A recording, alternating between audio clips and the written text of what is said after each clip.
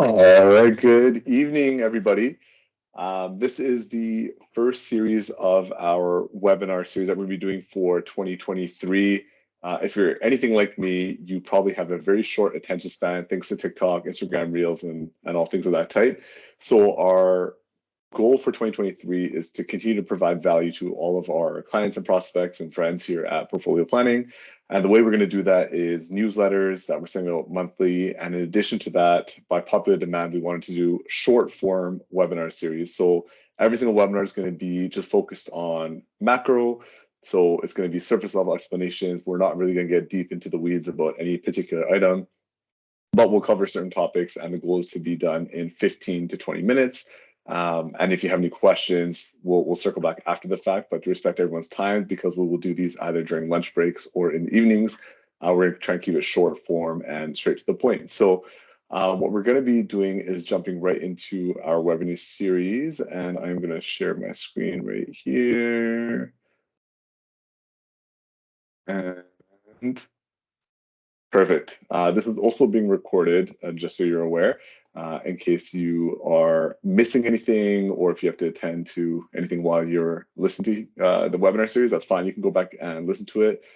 Post-webinar, you'll be getting a link to a quick 2-question survey, and they also get the recording of this as well. So today we are going to be talking about budgeting, but before we get to that, we wanted to clarify what we do and what our offering is at Portfolio Planning.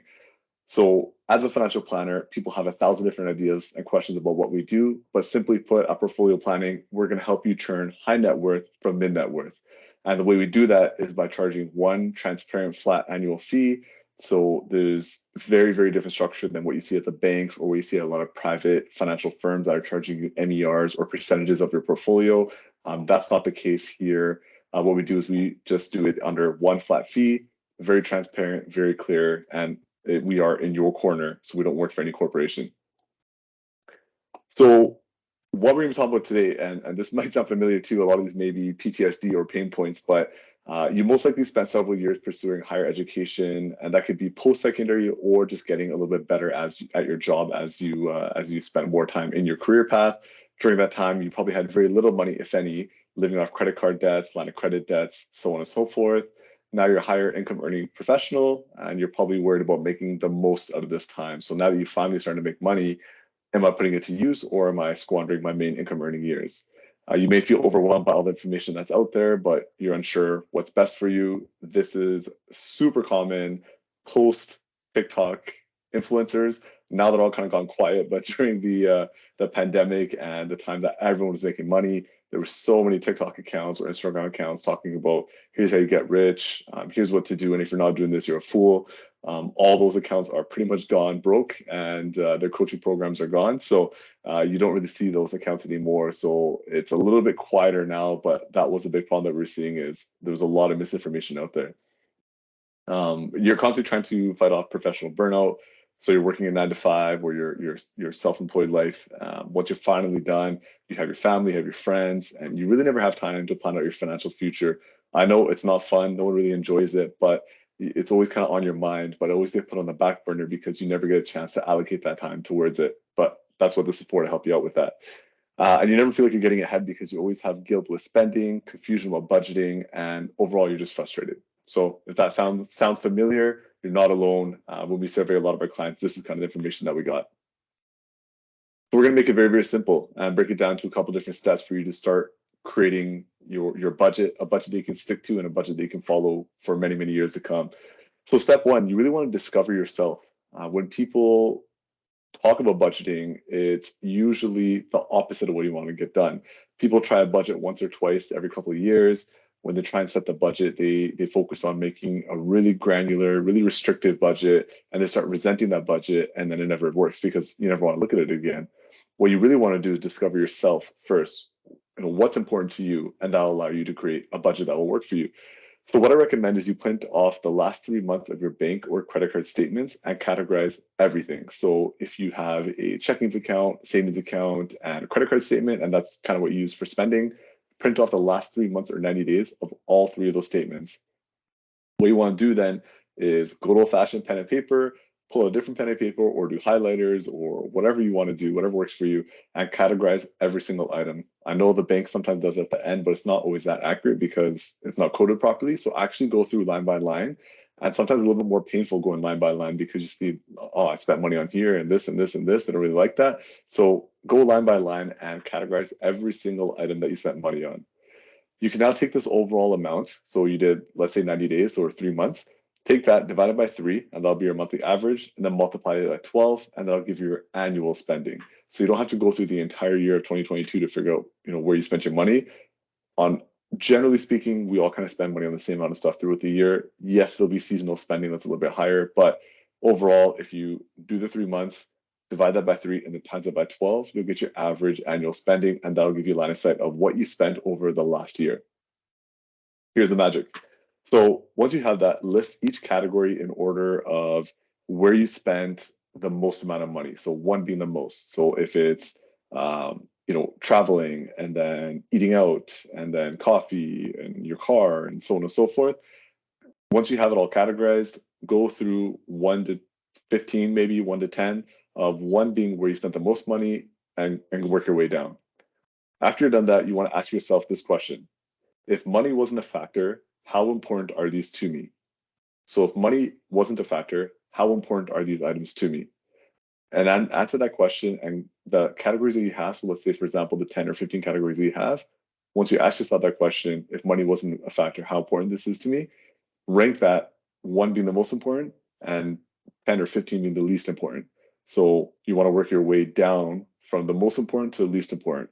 And what you'll find is there's usually a lot of conflict of where you're spending a lot of the money, and it's actually of very little value to you.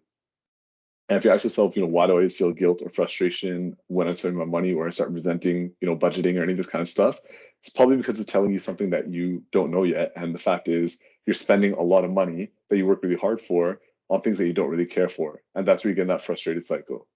So what I also recommend is if you have a significant other, make sure you do this exercise with them as well, because it's one thing to know yourself, but if you've been married, it's equally important to know your partner as well and help them, realize these things about themselves, and then together you have a budget that'll work.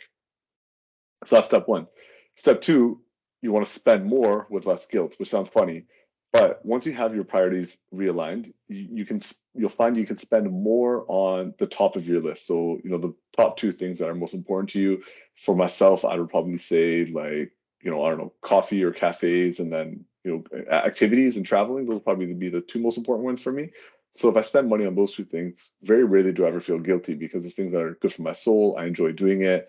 But if I spend money on clothes or a vehicle or, things that I don't really care about, I don't really want to spend the money, you start resenting it. So what you'll find, you start spending more money on the items that are on the top of your list. But what you should do is when you look through that category of most important to least important, the last 20%, 30%, look to entirely cut that out. So don't spend any money on that. And what we essentially want to do is aggressively cut on things that are not important to us and spend more money and more time doing things that are more important to us. Or spending that 6 months or more away. For example, if you're an avid golfer and spring and summer is going to be heavy golfing season, or snowboard, skiing, or seasonal spending, if you know that stuff is coming, you can also put that into your budget. So although in the winter you're not going to be golfing much, but you're going to be spending a lot of money in the summer months, a few $1,000s on golf, what you can do is you can create a sub account. There's many different options out there of online banks like Manulife Bank, Equitable Bank, Tangerine, for example. They'll have $0 bank accounts. So you can simply make one of those accounts to be temporary, and you can allocate money in your budget towards that expenditure. So if I want to golf in the summer, I can put that into my budget starting now and start moving a couple $100s a month over into that account. And the whole purpose of it is for me to spend that money later on. So as you can see, a budget doesn't need to stop you from living your life. It can actually enhance your life, but you got to know where you're spending money currently. One thing that works the best for most people is a 50-30-20 method. And what that is 50% of your take-home money after taxes, you want to allocate that towards your fixed expenses. So rain or shine, things you have to make contractual payments for, try and keep that in about 50% of your household after-tax income. 30% should be on your wants, so things that you enjoy doing, like the golf, like the shopping, like the traveling, things of that type. And 20% should be invested for your future. And that could be for a rainy day fund, that could be for investments, insurance, whatever your goals are for the long term. You should do 50% cost of living, 30% for yourself, and 20% on your future self or investments. If you use that method with the budget that you've written down of spending the money on the things that are most important to you and aggressively cutting the things that are least important to you or not important to you at all, what you'll find is you'll enjoy spending your money, you'll be present doing the things that you enjoy doing, and you can use the allocated money to still plan for your future at the same time. And what you also want to do once you have that budget, so now you have the categories from most important to least important, now you have your 50, 30, 20 budget. What you want to do is realign where your money goes first. So currently, what probably happens is you get paid, the CRA takes their cut, all your bills take their cut, like your rent, your hydro, your cell phone. And then after you pay everybody else, you try and save some money that's left over for yourself. So you're spending dollars on everybody else and trying to save pennies for yourself, even though pennies don't exist anymore, but you know what I mean. So instead of that, what you want to do is swap that the other way. So earlier when we said the 50, 30, 20, that 20% that you're going to pay yourself, you're going to have that come off your paycheck right away. So for any employed people that are out there, if you get paid on the 1st and the 15th of the month, on the 2nd and the 17th of the month, you can have that money, whatever that 20% is for you, automatically transfer from your main account into an investment account, an insurance account, a rainy day account, whatever that may be. So that way you're taking the human error out of it and it's all automated. Very simple for you. So all you do is the work in the beginning to set your budget, and then you use technology and financial instruments to automatically transfer the money for you. So you can just set it and forget it and be more present in your life. And that 30% of you spending your money, in here it says 20%, but actually it's supposed to be 30%, but that 30% is allocated for you to spend your money, spend it. That's what it's there for. So live your life, enjoy your life, be present with it. So your job is to actually spend that 30%. And then you want to review it. So like a New Year's resolution, if I set a New Year's resolution at the beginning of the year and I don't look at it until December 30th in 2023, chances are I'm probably not going to hit it. But you got to be checking consistently. The board of directors for Apple and Microsoft, I guarantee you they look at their financial statements and their profit and loss statements multiple times throughout the month. We don't have to do that, but we should be checking our budget once a month to make sure it's aligned and close to what we set in the beginning of the year. It's not fun. So what I recommend is anytime you do something that's not fun, mix it with something that is fun. So if you love drinking wine, if you love drinking beer, if you love going to a coffee shop, use that to review your budget. So if you have to review your budget, you and your significant other open up a bottle of wine and review your budget together. And that way you're doing something not fun, mixing with something fun, and double whammy. If you end up looking at your budget and you're like, wow, we're on track and we're doing really well and we enjoy this, then it's just all fun and it's all good. But that's what you want to be doing. So just to kind of go over what we talked about, you need to know where you are in order to build a plan to get to where you want to be. What you want to do to avoid and get rid of that guilt is know where you're spending your money, know what's actually important to you, cut out the things that aren't important to you, and then use automation and technology to allocate your money to where you want it to go to. So that's the main points that we want to talk about. One thing I always want to let our clients know and let everyone listening know is your advisor is either paid by the bank or by you. Depending who they're paid by, this is going to dictate who they work for. So a lot of times people go to the bank and they're working with their bank advisor and they're like, yeah, they said this and this, but it doesn't really make much sense to me. You also got to realize the bank is the one paying them. You're not actually paying them out of your pocket. So their allegiance and their alliance is actually with the bank, not so much yourself. You're secondary. At Portfolio Planning, we don't work on the banking channel at all. We're all independent. So our only focus is for our clients. So there is no conflict of interest. We're strictly focused on you guys. So the question is, what's the portfolio difference?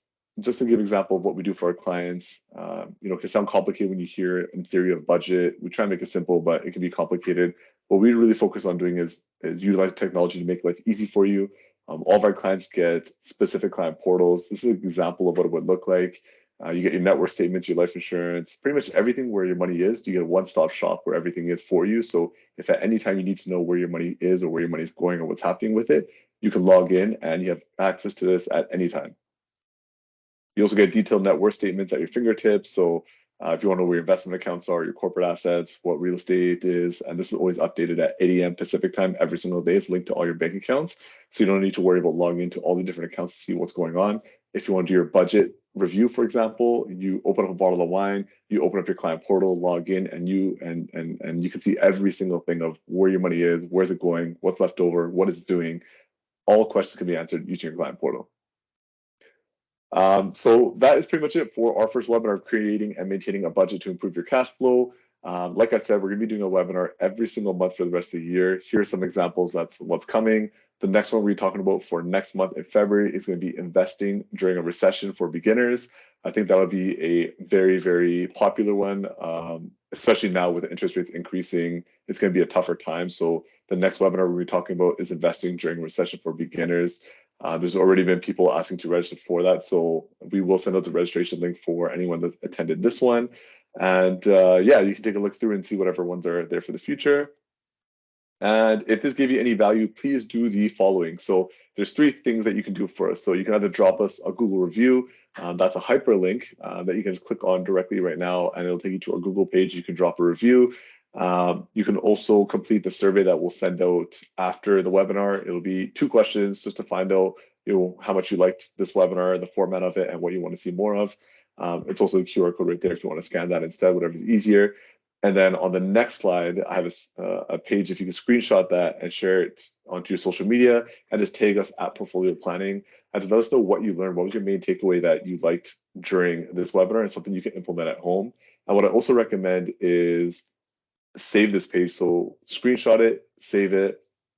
And after you write what your main takeaway was, also screenshot and save it. If you look at my gallery, I have so many screenshots of so many motivational quotes or things that I always like to go back and reflect on. It's the same kind of theory if you're reading a novel. You want to highlight your pages or put a bookmark on the pages that were most important to you. That's what I recommend is once you put your top takeaway, screenshot it and save it. And you can always refer back to that when it comes time for your budgeting, whatever budgeting is on your mind. It's a lot easier than going back and listen to a 15, 20-minute webinar series as well. So if you could do the favor for us, that'd be great. If you got value, is drop us a review, screenshot this, let us know what your top takeaway was, and then make sure you tag us at Portfolio Planning, and then we'll send out a survey as well. So if you really want to impress us, do all 3, but you don't have to. If you can do one of the 3, that'd be fantastic. But that is it. Thank you so much for attending, guys, and we will send out the recording tomorrow. And also make sure you stay subscribed, and you will see the invite for the future webinar. So the next one will be about recession investing. And if you have any questions, feel free to send us an email. Thanks.